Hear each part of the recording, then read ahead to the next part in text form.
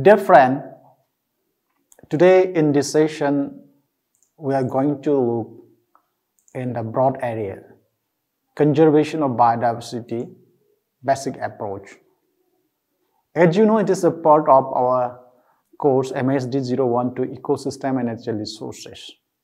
In this session, we are going to touch upon why we need to conserve biodiversity in a brief, and what are the basic approaches to biodiversity conservation and major challenges in meeting goals of biodiversity conservation.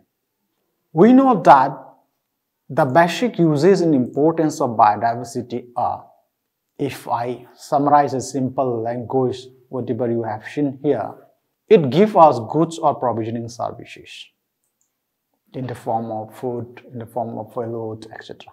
And it also gives us cultural services, and basic importance is it gives ecological services by supporting and regulating different services to give ecological health, a good ecological health.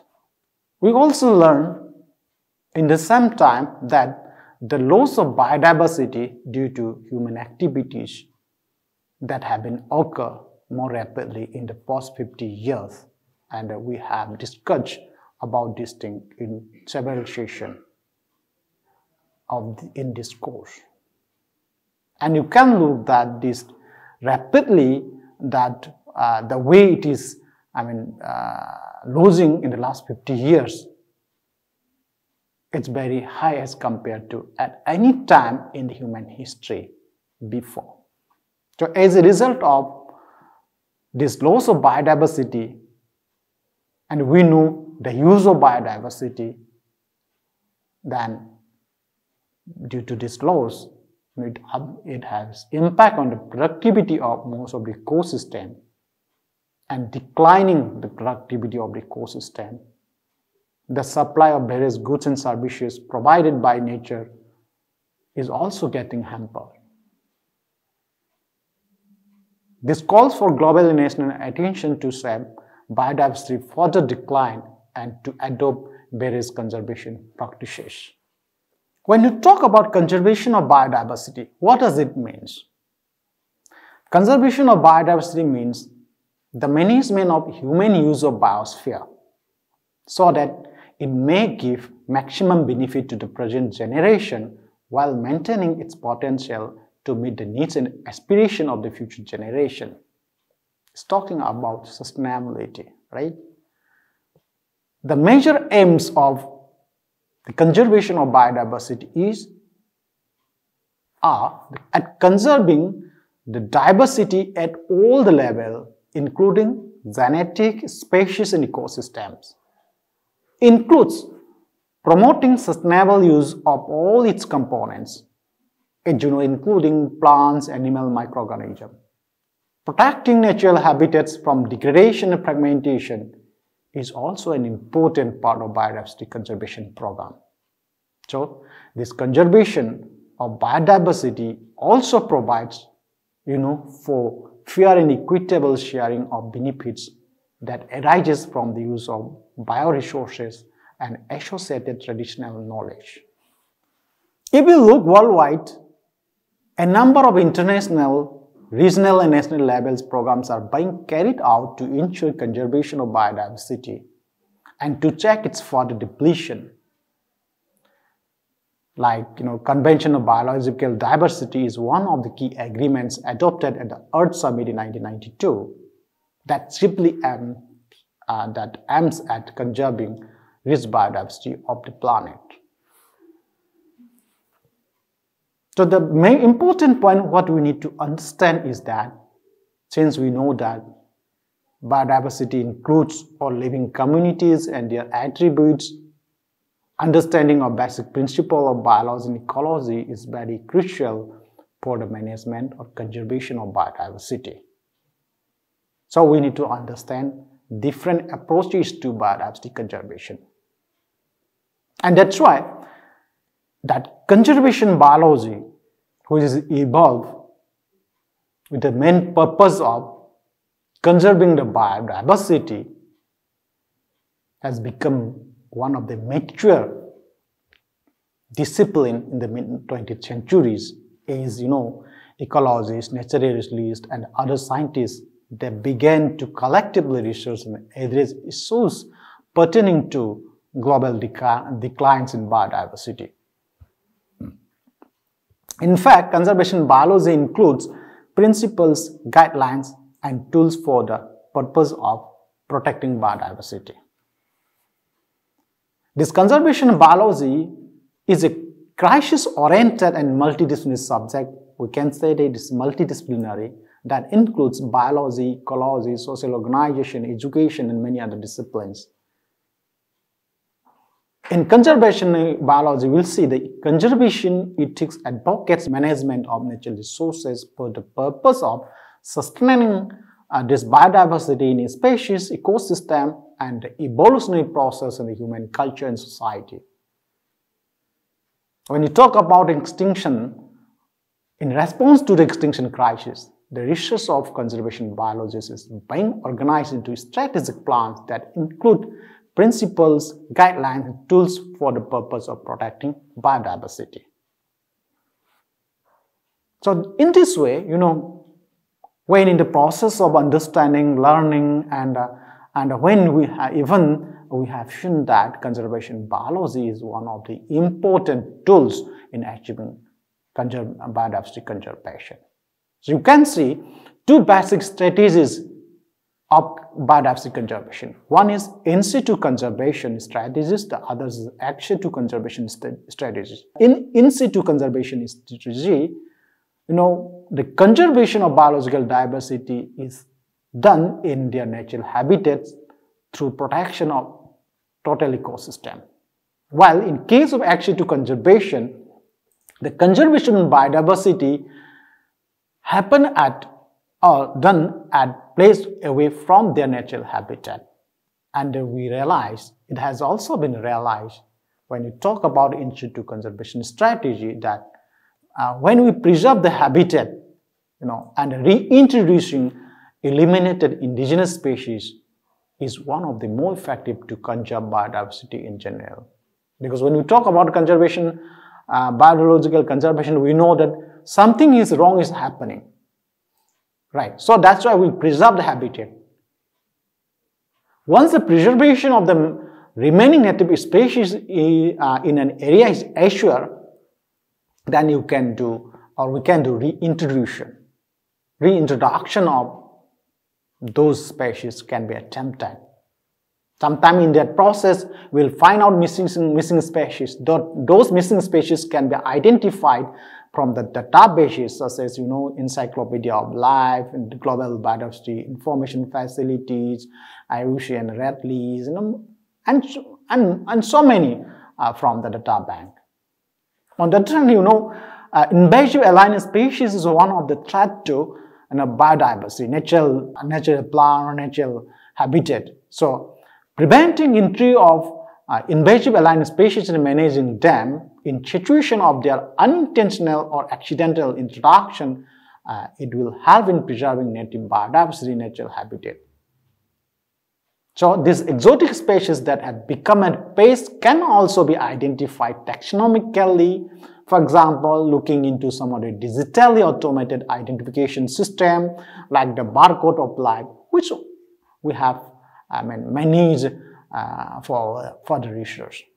Other measures contributing to the preservation of biodiversity include, the reduction of pesticide use and or switching to organic pesticide. And you must have heard about biodiversity banking. Biodiversity banking is also another approach which involves placing a monetary value on biodiversity so that its values are realized in economic terms. One of the example is, Australian Native Vegetation Management Framework, and how ecological we are looking into biodiversity assessments and economic evaluation of biodiversity. So when you talk about this in situ conservation, it refers to the, as we know, it refers to the conservation of biological diversity in their natural habitats through the protection of the total ecosystem.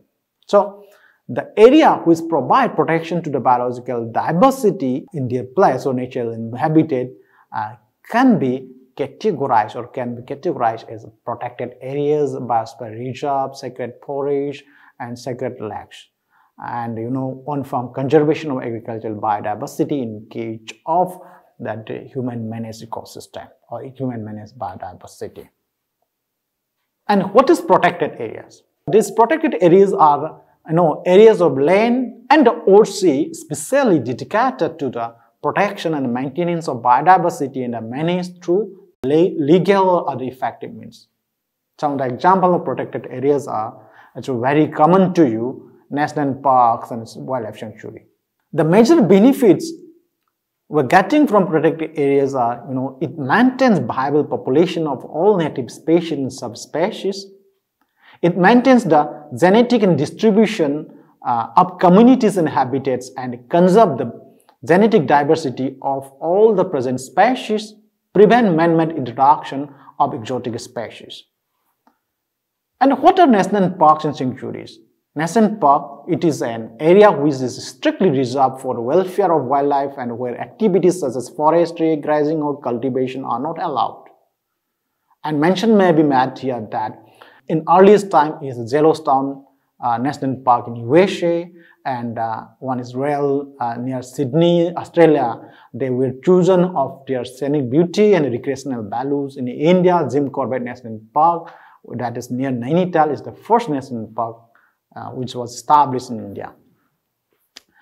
In the same time, sanctuaries is an area which is reserved for the conservation of animals only. Here in this sanctuary, the operations such as harvesting of timber, collection of minor forest product, and the private ownership rights are allowed provided they do not affect the animal adversely. The second category under in situ conservation is Biosphere Reserve, which was, you must have heard about, Men in the Biosphere program of UNESCO, which was formulated in 1975. It is one of the concept of that Men in the Biosphere program. Men in the Biosphere program, which was formulated by UNESCO in the year 1975, deals with the conservation of ecosystem genetic resources that contain therein. These biosphere reserves are a special category of protected areas of land or coastal environment wherein people are integral component of the ecosystem. Here you have to note down that these are a special category of protected areas of land or coastal environment wherein people are an integral component of the ecosystem or of the system. So in Biosphere Reserve, it consists of three major zones. One is core, second one buffer, and transition zone. In core zone, as it is also known as natural zone, it comprises an undisturbed and legally protected ecosystem. But under the another zone next to core zone, if you're coming towards the settlement, that's called buffer zone. In that zone, this buffer zone surround a core area and is managed to accommodate a greater variety of resources, use strategies, and research and educational activities. The outermost zone, and it's called a transition zone of that Biosphere Reserve, it serves as an area of active cooperation between reserve management and local people. Wherein here, in this transition zone, activities like settlement, cropping, forestry, recreation, and other economic uses continue in harmony with conservation goals. This Biosphere Reserve performs three important roles. One is conservation, that ensures the conservation of landscape, ecosystem, species, genetic resources. Second one is development. It promotes culturally, socially, and ecologically sustainable development. The third one is scientific research, monitoring, and education. It provides support for research monitoring, education, information exchange related to local, national, and global issues of conservation and development. The third category is, was very common, especially in India, the concept of sacred forests and sacred lakes. You will see a number of traditional practices in India, not only in India and other Asian countries. We maintain sacred forests and lakes to protect biodiversity. And basically, if you look into those areas, you will find out sacred forests and lakes that is protected by, especially by tribal communities, because the tribal communities, they have, I know you will see that that particular places where they assume they worship as a sacred forest or lake, because that area have religious sanctity, and that is part and parcel which grown with their own civilization. Okay, so in India, like in most part of northeastern India, Meghalaya, Assam, Manipur, and then Arunachal Pradesh, now you will find out a number of sacred forests, sacred trees over there, even in parts of Karnataka, Maharashtra, Kerala. So these sacred areas, natural area, it may be forests or lakes, they are serving as protective center for a number of rare, endangered, endemic taxa. In the same way, like sacred forests, aquatic flora and fauna are also protected in sacred water. Like for example, that Khetio Lake in Sikkim, that has been declared by the people of that area, and India, they said, you will see the aquatic life, because of sacredness of that area, and the degradation of aquatic life is easily safe because of their attachment and because of their religious sanctity, which they attach with that natural area. The fourth one, when we are talking about biodiversity, we cannot avoid that agricultural biodiversity. When you talk about agricultural biodiversity, it's a managed ecosystem. So on-farm conservation of agricultural biodiversity is also one of the approach towards conservation of biodiversity. We know that agrobiodiversity refers to the variety and the variability of living organisms that contribute to food production system and associated activities. And we also know that, and it is also evident that in the past few decades, intensification and the homogenization of agro-ecosystem that have led to significant losses in agrobiodiversity, including the loss of crop and livestock species, genetic diversity, as well as crop-associated biodiversity. So, there is a need of conserving this agrobiodiversity, and that should be taken place in urgent priority at different level. It may be national or international level. So, in situ on-farm conservation, agrobiodiversity is the major approach towards this end. It also encourages this on-farm and conservation agricultural biodiversity, also encourages sustenance of rich biodiversity in the agricultural farms. And we know that agrobiodiversity has severely declined in most of the modern agricultural farms. In the same time, we will find out there are many communities that still practice traditional agriculture in which they grow great variety of crops in their region. Such communities are largely confined to remote areas, especially in hilly regions, tribal areas in India. And in the past few decades, not only in that area, we have evident that farmers in certain states have also adopted methods of organic farming in which they have paid attention to conserve agrobiodiversity. So, in situ conservation on-farm conservation of agrobiodiversity also contributes in improving the livelihood of farmers, particularly in resource-poor areas. Right? It not only, conserve the agrobiodiversity, it's also improve the livelihood. The second strategies, the major strategies to conservation of biodiversity is ex-situ conservation strategy. We know that ex-situ refers to the conservation of biodiversity at place away from their natural habitat.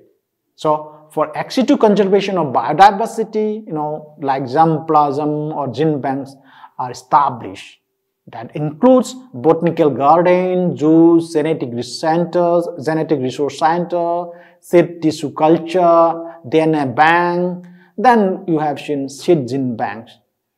The best way is seed gene bank. This is the easiest way to store germplasm at ultra low temperature. That's sometimes this that storing germplasm at ultra low temperature, that is at around temperature minus 197 degrees centigrade liquid nitrogen, is called cryopreservation. This cryopreservation it's a kind of germplasm. It can be stored for a long period of time. In the case of what we are talking about, gene banks are collection of specimen and genetic material. You will see some of the banks intend to reintroduce bank species to the ecosystem via tree nurseries. So gene banks, germplasm banks, cryopreservation, they play an important role in conserving biodiversity. The important thing we need to understand is, as compared to in situ conservation, ex situ conservation requires larger geographical area to establish, but we need more sophisticated management. So when ex situ conservation of biodiversity, it's very highly significant because of certain reasons.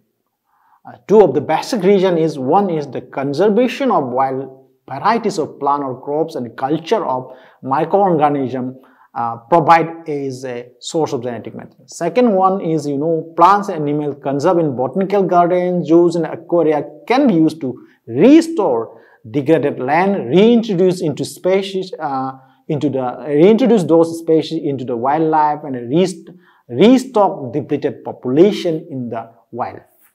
So you will see that as it's a very common, we know that botanical gardens, zoos are the most common places for the conservation of biodiversity. You will see all over the world there are more than 1,500 botanical gardens which contains more than 80,000 species of plants. Many of these botanical gardens have seed banks, tissue culture facilities, and other ex situ technologies. What are the major challenges in meeting goals of biodiversity conservation? Whenever we are trying to get something to implementing something, of course there will be some challenges. So some of the major challenges in meeting goals of biodiversity conservation are, when we are trying to regulating the large-scale deforestation, land use changes, while meeting the growing demand of expansion of agriculture, roads, railway tracks, mining factories, powerhouse, river dams, urban residential schemes. These are some of the challenges. We have to go and we have to do this also. The other is, meeting the increasing demand of for biological resources caused by the population growth and that increased consumption. That is also one of the challenges. Then it's very difficult to control the increasing pollution levels and global warming. This is also important challenges. At the same time, you will see that increasing our capacity to document and understand biodiversity, its value and threat to it, it's not an easy task. So we need proper documentation. And in some way, building adequate expertise and experience in biodiversity planning, then improving policies, legislation, guidelines and fiscal measures for regulating the use of biodiversity, adopting incentives to promote more sustainable forms of biodiversity use, promoting trade rules and practices that foster sustainable use of biodiversity. Then one of those challenges is, strengthening coordination within government and between government and stakeholders, securing adequate financial resources for conservation, sustainable use from both national and international sources, to use or making use of the better technology practice, whether we will be able to use that effectively or not is also one of the concerns or one of the challenges in achieving biological conservation, biodiversity conservation. Then building political support for the changes necessary to ensure biodiversity conservation and sustainable usage. So it's very difficult to build a political will to achieve biodiversity conservation. That improving education and public awareness about the value of biodiversity, this is also not an easy task. So the point is, if you see in this diagram, this summarize what are the approaches to strategies of biodiversity conservation in situ and ex situ. You'll be able to understand from here. So in this session, what we learned that there are two basic approach strategies to biodiversity conservation or conservation of biological diversity. One is in situ, another is ex situ conservation. So with this, I'm sure we will be able to understand what are the basic concepts of different approaches of biodiversity conservation. Thank you very much. And these are some of the references which you need to I depend on for this presentation. And also I suggest you can further refer all these references for your personal use.